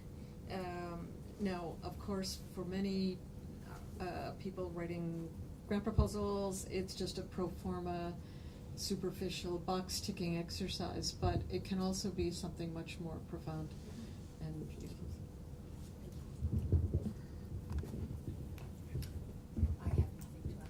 I'm still thinking about it. Well, let me say one more thing. Well, because I have gradually, as I have been engaged with people, it has turned into action research and activist research projects. So it's also the way that research develops over time, and the way engagement, develops over time. And for example, my work in Sri Lanka, when I was very involved in the work in Sri Lanka, and then the Indian Ocean tsunami took place, happened in December 2004, and that really changed. So there was a lot of external factors that also, in a way, changed that relationship due to the connections I already had. So I think we also need to think about how things develop over time somehow. So maybe that's part of their answer as well. Just add a little thing about, because of the and it's interesting that Ruth mentions public engagement, because increasingly scholars that are active on Twitter or who blog, etc., that's seen as a form of public engagement in some sense. And one of the things that I've come up, I guess especially I would say in Kenya and also in this work in particular in Paris, is the turnaround of any of our academic output is so long that if there can be, and I think that's where we do need to think about and have these conversations about ethics, etc. But for instance, one of the organizations that I volunteer with in Paris, the one that's very sort of what I call it DIY and doesn't take any membership money, etc., and is all based on just people living in the neighborhood or across Paris wanting to donate some time. I think I remember writing just my reflections and sharing them with one of my contacts there who actually started this organization. And then she said, I need to, if you publish this, please let me correct you. I really don't want to be named or, and I kind of don't, this is not about us, I want to kind of be in the back. And I said, thank you so much. And then we had a conversation on the phone. I said, I wouldn't publish any of this, and it might, but I'm really glad that you told me, because in whatever format it goes, obviously that's something in terms of consent that I would want to have. And then she said, but what would be really useful is if you could there's a paragraph there where you describe what we did.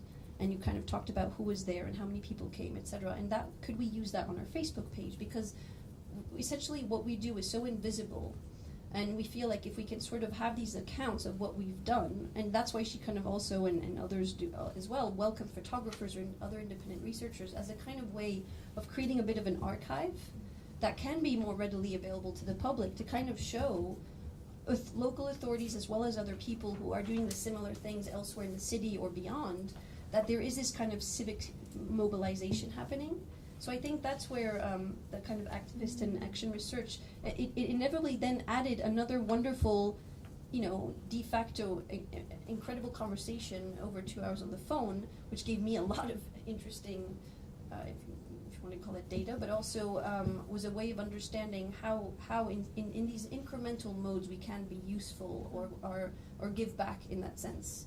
And I think that in terms of anything that relates to the internet, obviously, there's a lot of interesting work being done on trying to understand the ethical dimensions to how you announce your presence, in the digital field, as well as, so right now being part of these closed Facebook groups, I get a lot of interesting information and updates on just what's happening, who's needed when for the, accompanying minors to different households that have taken in. There's this whole refugee B&B thing developing, for instance. So that gives me a lot of information, but it's important for us to think about how we announce continually our presence as researchers and grapple with that. Thank you very much. That's really helpful. Any questions from the audience? Dimitri. Yeah, thank you. Just a question for Professor Ruth about the question, the issue of the term Gastarbeiter being politically incorrect. Don't you think it's more because of the Arbeiter part of the term than because of the Geist?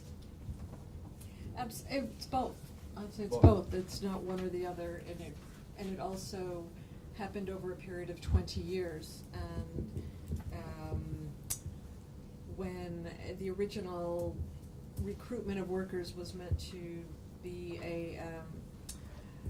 an annual, they would recruit workers for 1 year, then send them back, and then another year and send them back. But then but people instead kept staying longer and longer and longer, and reproducing and sending for families, and then recruitment stopped, but people kept coming in, sometimes in illegal ways, and with economic change in Germany at that time, and unemployment rising in a particular period, there was more and more anger and resentment towards these people who are taking our jobs. So that's the Arbeiter part of it, and they're not obeying our designation of Gast. They're not being guests, who go home, but they're just staying as workers. So it's a little of both, but you need to understand it in the longue durée, I think. I was interested in what you were talking about, anthropologists being able to say their opinion. And I was kind of trying to think, because I wonder if, would you say that there's a point of you've done enough field work to be able to have an opinion? Is there like a line at which you can say, I know enough now to be able to talk about something? Thank you. I think there's two things here. I think the whole point that Thieme Ingold is making about being able to speak for ourselves is precisely to speak for ourselves and not as ethnographers, so beyond our knowledge of the groups that we've been studying.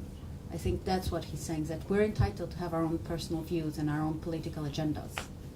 And we have this whole other knowledge that's informing us, and we have a very specific view of society and our own way of learning about society.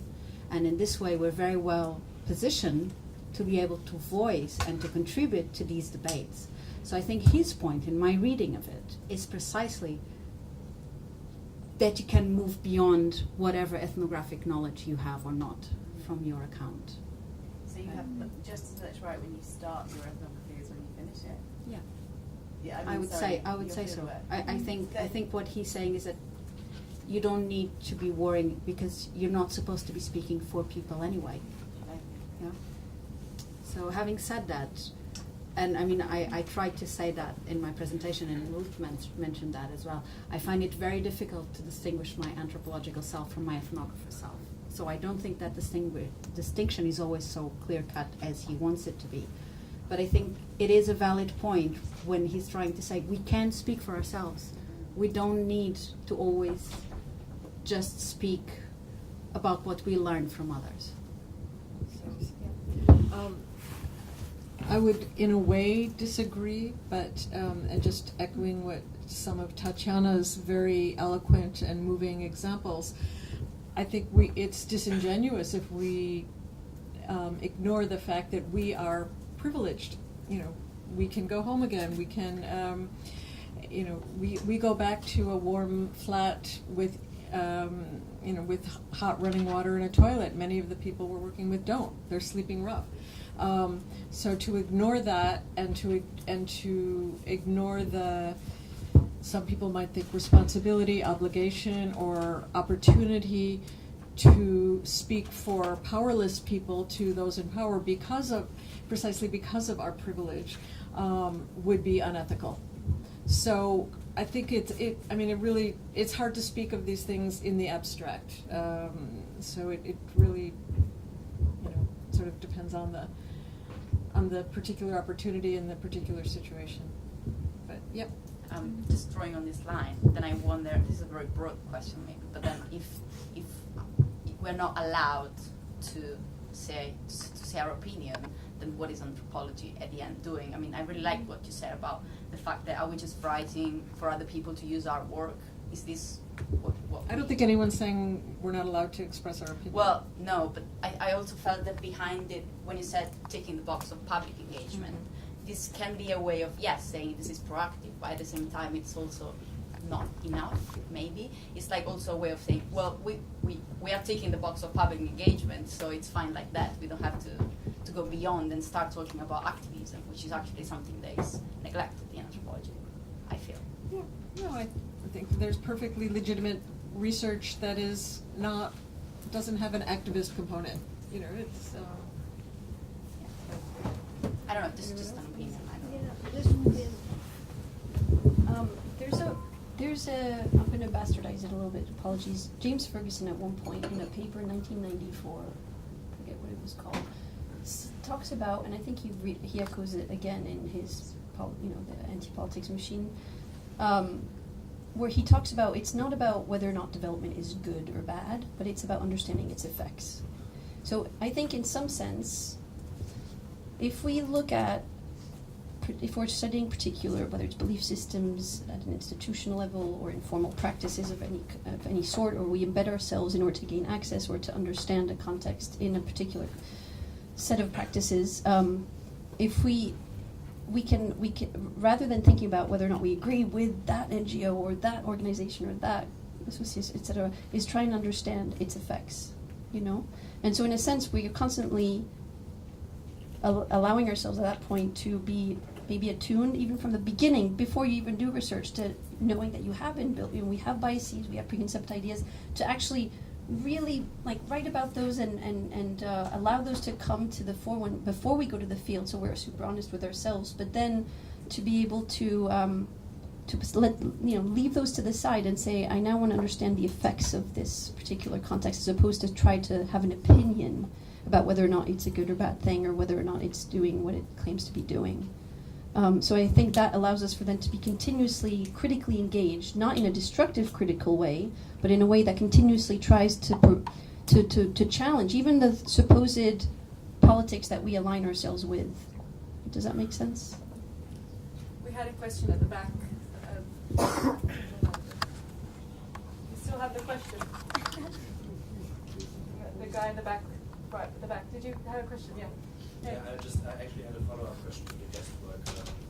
Yeah. Can you speak louder? Yeah, I just had a follow-up question to the guest worker question before. I just wanted to ask if you could elaborate maybe on positive, especially second generation and third generation, positive reappropriations of the type of guest workers.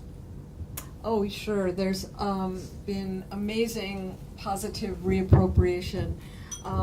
One, when we're talking about terminology, another term that I did not mention is Kanaka, which for many years was a super derogatory term used against the migrants. And then I guess when was it? Maybe in the late 80s, early 90s, there were some second generation kids from Turkish backgrounds who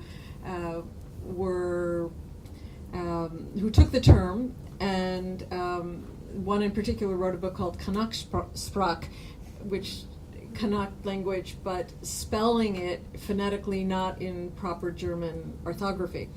And then there were rap groups and, a whole range of kind of popular culture expressions that were basically throwing it back at the people who had labeled them and trying to subvert it and make it into a popular, positive identification. So, yeah, very much so. Oh, that's two. Okay, yes.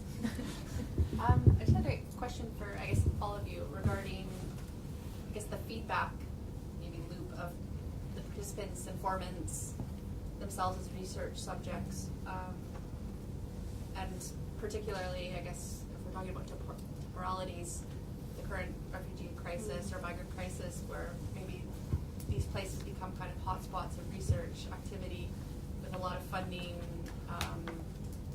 grants given to study particular places affected by migration or internal displacement, and how maybe people that have been participants or informants in multiple research projects see themselves in the long term or the short term as participants in your different research projects. And I know Ines, with prisoners too, they are often used to being research participants, and how that might frame your interactions. I have a personal tutee who experienced immigration detention, has been interviewed 5 times for different doctoral research projects, and how that might shape his own sense of being a participant versus your own within the ethnographic method. Sorry, it's a long, complicated question. That's a very interesting question. I'll just, it's an anecdote. Many, many years ago, when I was doing fieldwork in Berlin, I was hanging out with a group of Turkish students and sort of some of the local artists and intelligentsia, and they kind of formed a pseudo NGO called something like the Society for the Prevention of Turks as Research Subjects, because by that time there were so many, so that it's like enough already, thing. Yeah. But yeah, I think it's very important to be as inclusive as possible, and some places and times it's more possible than others, and sometimes it's impossible to erase the line, and other times it is. So but it is definitely an issue that needs to be addressed and acknowledged. Sorry. A tiny quick thing. I totally agree with you, and I think that's something we really need to be open about and honest with ourselves and critical about. I think one way to work around it or to address it is by, when can our research participants become research collaborators? And I think there's so many instances and examples where research participants who become key interlocutors can become collaborators, both in terms of their recognition, in terms of, I'm thinking of Richa Nagat, for instance, who's written a book, Playing with Fire, where 7 of her interlocutors become co-authors. In Kenya, most of my key interlocutors who've now become friends over the years are often my research assistants now when I go back. And so the interesting conundrum there is that they actually, culturally in Kenya, it's very much valued if you can get a certificate of some sort to prove that you have a certain skill, right? So even if you have collected a series of different sort of accrued a lot of experience, there's something about the certificate, right? So that's something that we could another issue. But so and same with in Paris, like people who have now gone back to etc. have become, and this is the interesting thing vis-a-vis the department about how I can pay them. There's a very specific wording vis-a-vis HR about not saying that they're contractually employed, or because then we'd have to have a call, for research assistant. So there's a very particular wording, and if anyone's interested, I can share with you about how you can actually pay people for ad hoc research collaboration in the field for specific activities, and where they become collaborators. So I think that to me is something that's important. The other flip side of that is, especially in this kind of research where it's difficult to engage with long-term, so both in the prison context, but also with migrants in cities, for instance, there's a lot of turnover in certain areas. So the mobile phone and being able to exchange mobile phones, which one could have assumed years ago would be something that infringes mutually issues around boundaries and so on, actually becomes a way of keeping up with each other, both in terms of people telling you if they're okay, but also if they need, again, so there's that kind of, it's a leapfrogging thing into trust, perhaps faster than one would have done in other contexts. And same with police and other institutional actors who tend to just constantly change. Part of it is, guards as well, and in prisons and so on. So, yeah, but it's a great question, really important.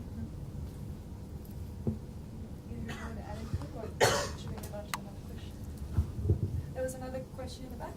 Yeah, thanks first for inspiring content. Can you stand up? Sorry. Thanks for the inspiring content.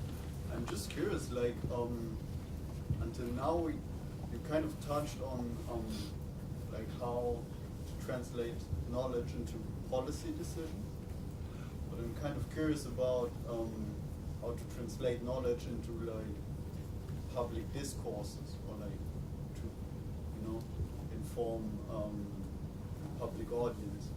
So I just want to know if yes, how you relate your work, or you have it in mind when you write your work, because I can speak for the German context, or maybe the Austrian context because I study in Vienna. But I feel like anthropology has failed into bringing an opinion to the table, right? So it's just personal interest, and I'm just interested in how you think about this issue.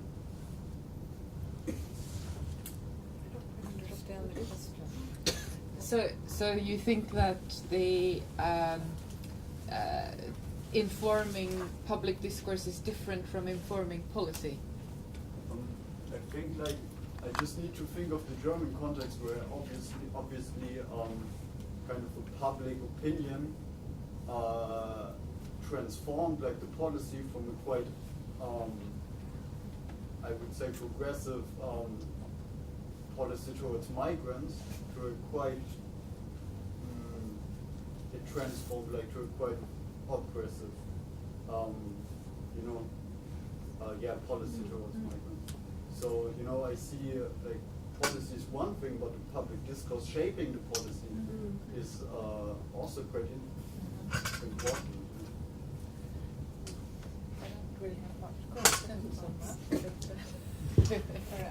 Thank you. It's that kind of gets to the heart of what a lot of people struggle with, I think. Just give an example. I'm involved with a project right now in Norway, but it's starting in Britain also, with Afghan refugees and migrants. And poetry. So you might think, well, what does that do with shaping public discourse, whatever? Well, it might not, but part of the project is there's a particular poetic form that all Afghans, whether they're Dari speaking or Pashto speaking or whatever, they all know it and love it. They're little kind of proverbs, and they're often improvised and often taboo breaking and often associated with women, and everybody loves them. They're called lande or tapa, depending on what region one is from. And there's a project that is including, this kind of gets to your question about including in the inclusivity.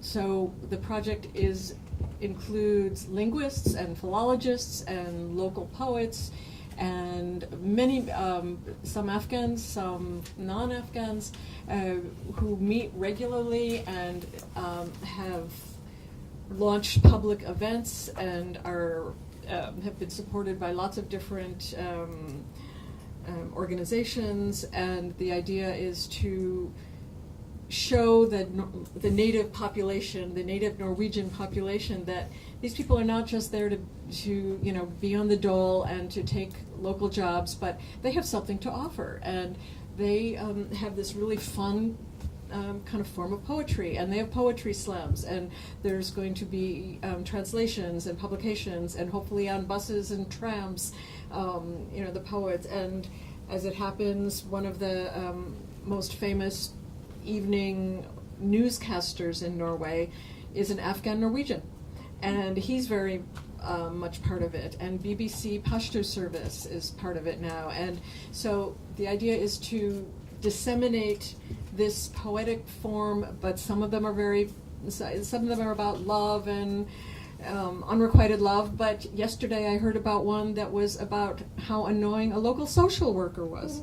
And there's some about Taliban, and so and part of the project also is for the older people to engage with younger people about this particular cultural form. So it has a heritage aspect. So, I mean, this is just, I don't know if I'm explaining it well, but there are, in very kind of small ways that hopefully will ramify outwards. And we would like to take the project to Germany too, et cetera, et cetera. So, so when people think, oh, these Afghans, they're all terrorists and refugees and take, on the dole, blah, blah, blah, they'll think, oh, but wait a minute, that, my child came home from school having translated, an Afghan poem, and it was about such and such, and it was like, so sometimes social change and public discourse change happens in unexpected ways, and in little by little. Sorry, can I just add first? Thank you. I think that was a very pertinent question. I think one of the ways that we can start by doing this is just writing in a very clear fashion. And a lot of the times the academic writing is very dense, it's full of jargon, and it's incomprehensible to someone who is educated. And I think anyone who is, the least educated should be able to understand an anthropological text. So I think part of it starts with that, with us writing in a clear and accessible manner. And then, I agree with Ruth. It's small steps. Sometimes it's the little things that make a big impact. But I think it's very much within us also to make that effort. And what I think we are seeing more and more is engagement of anthropologists and other social scientists with media, and not just in social media networks like Twitter and Facebook, but also in blogs and news outlets. So, for instance, Daniel Miller had, when his study of Facebook and Twitter, etc., came out, there was a huge piece on it on The Economist. The Economist is read by so many people with so many political backgrounds. So it's something that reached a lot of people. You have blogs like The Conversation that seeks to bridge scientific knowledge towards the public. So you have a lot of outlets, and some of them specific to anthropology, like Allegra Lab, for instance, which do wonderful things. Yes. And I think that's a good starting point, is for us to also make that effort. And writing a blog post is not easy. We're used to writing long pieces and full of references, and a blog post can't be like that. If you want to be read, it has to be short, you have to cut down references, you have to write in a very clear and accessible language again. But I think these are starting points. And I think we need to make more of an effort in that sense, because it is very important. And being able to, I wouldn't dare say change, but at least influence public discourse is something that we should be aiming towards. And I'll just continue. It's also, and this is sadly partly because of journalism there's less resources in journalism these days. But actually, as researchers, we can feed articles into newspapers through journalists, and they're very grateful for that. And very often we're able to publish them almost unrevised because of the resources involved. So there is a lot we can do in terms of writing, but it requires a particular language that's very far away from what we often think is expected from us as academics, which I don't think is true. I don't think we need to write in an inaccessible language, but that's often what we expect or we feel is expected from us. Just add a tiny thing about, I mean, I think, as everyone pointed out, our intervention still is writing in many ways, so I think it is up to us to kind of think about multiple audiences. And I think the whole kind of obligation of public engagement and that's the silver lining in a sense, is that there is this kind of invitation in a way to think about our multiple audiences. And to your question about public opinion and discourse, and as Ruth evoked, I think the art and the arts and theater and dance and film and music have become mediums where there are these kind of opportunities for shifting the public imagination. There's a group called Good Chance Theater who were very active in Calais, in the camp there, who have come for the first time in Paris and are trying to actually, they started in this humanitarian center in Paris, but they're trying to relocate elsewhere in all of Paris and beyond in France. There's a group that I'm following in Berlin who are a group, it's an orchestra that's a combination of Syrian migrants. It's called Orphée, and they talk about how they're kind of really excited in a way to kind of be able to do what their professors at the conservatory in Holmes would have never wanted them to do, which is kind of hybridize their musical genre. And so they're working with Syrian folk music traditions, but also working with a Palestinian-born German percussionist who's really passionate about jazz and flamenco, and my brother who's French and German, who is a guitarist, and this kind of Scottish vagabond who's trying to find his feet and his way in Germany. So there are these kind of, and they kind of, in a sense, at moments perform, and get annoyed at the fact that there's this kind of labeling of the refugee band, and in other contexts, and sort of, in other contexts, the Good Chance Theater production that I just saw in Paris made me a bit sad because it was very beautiful. It was participatory theater. It was striking on multiple ways, but there was also a man that I met who was still retained in one of these detention centers and came for that performance to read a poem. Told me after, I'm not coming back because this is a reminder of the fact that I'm in waiting. So these moments of performance can have these kind of ephemeral, wonderful kumbaya elements that can shift the discourse and be great. But we also have to remain a bit critical, I think, of to what extent they become a bit palliative and perform a sense of solidarity and advancement when they can mask the protracted states of waiting and dispossession that are happening. Any other questions? Yeah. I found it really interesting. You've all kind of mentioned social change in different ways in all of your talks. And you were mentioning about the blogs and how you have this very, particularly yourself working in France, you have this very kind of immediate information about what's going on in the ground. You mentioned the tension between different organisations there. And I'm just wondering do you think that the use of blogs and social media could become part of a methodology in order to kind of, I'm just talking as I'm thinking, just your thoughts on that to incorporate it, because it, like you said, there would be less referencing and it would be more immediate, so it wouldn't be so thorough, but then there is a way to generate awareness of what's going on at a grassroots level. An example that would be Malik Simone, who writes, it's called Vie Noire, his blog. So Malik Simone is how would Malik, do you say he's an urbanist, critical urban scholar? And Malik has an amazing blog, and a lot of times he'll present, it's almost like his blog becomes a kind of poetry slam, writing journal, with photographs from his field sites, and so that feeds into then his writing in a very meaningful way. But it's a bit more immediate, more vulnerable. And this department, have you all seen the Material Culture blog that's been going on for years now? And anyone can participate and contribute from this very department. So, yeah, it's used in lots of different ways. And students, I've had students who look at blogs as research sites, too. As well as production, sort of consumption sites of both ways.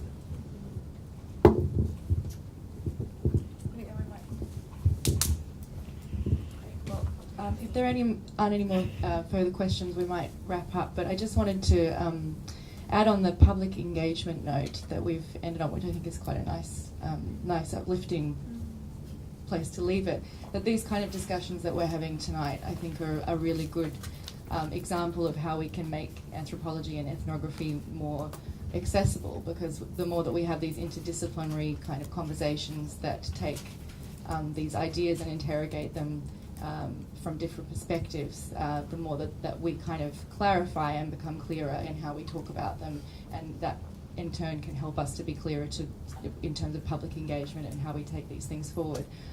So that's kind of something that we'd like to keep doing into the future, having more interdisciplinary conversations in the department, and building on Ruth's work over the last 3 years with the Engaging Refugee Narratives Conference, which is about artists and academics coming together in conversation around refugee narratives.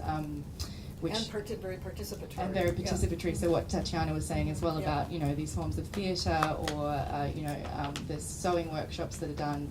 We work with cartoons. We work with all kinds of different mediums about how you tell narratives.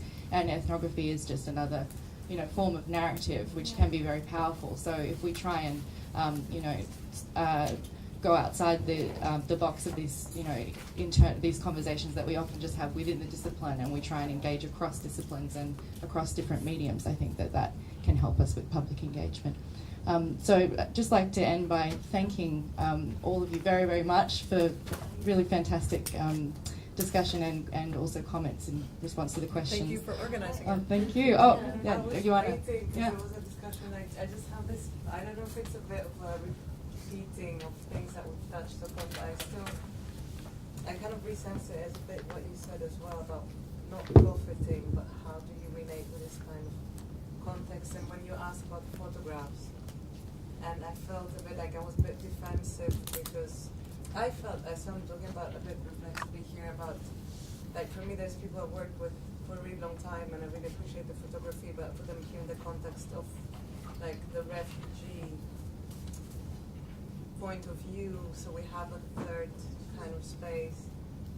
But then, for me, they were just students, and then in this context, I would try, and then that's where I always stumble, I always go, refugee, forced migrant, people on the move, and I still, since I've been back, I haven't found a term, like I would say people, but a way that I can express, I mean, I don't want to take away the rights that come with all these legal categories, but some of these kids were effectively taken away a few weeks after because they didn't qualify as refugees, but they were migrants. But in my views, they have the same rights. So that's why I want to reflect a little bit on the terminology that we use when we refer. So we don't reproduce categories, but we don't take away potentialities and agencies.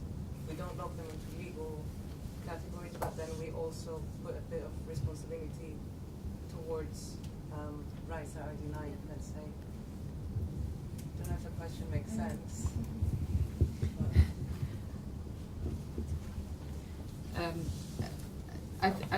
It makes sense, and I think a lot of what's been said is kind of talking to it. I think it's one way is to actually study the unintended consequences of some of these categories and to critically unpack some of the categories. And I think there's much more work to be done there, especially now. I think when we see population movements that are, it's very difficult to kind of categorize the whole group into one of these categories, which also means that these categories are becoming more and more irrelevant, and we need, as researchers, to deal with that.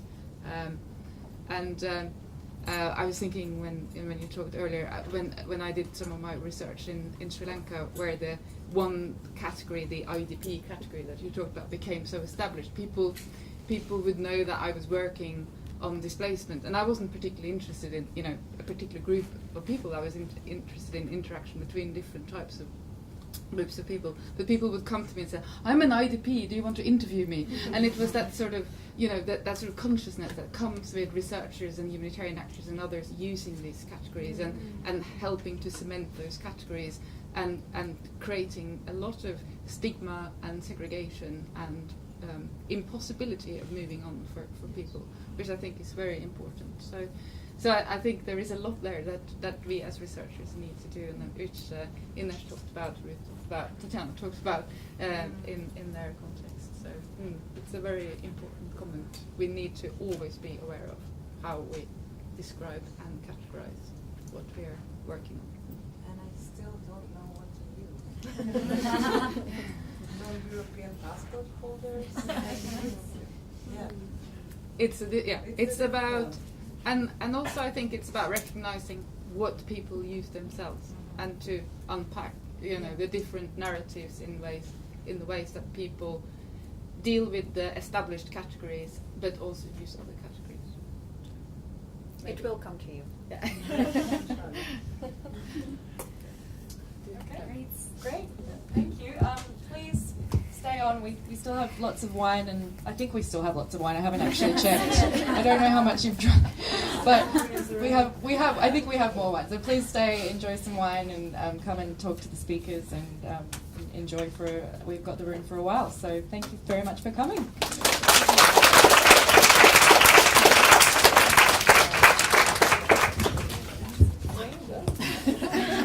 Well, I just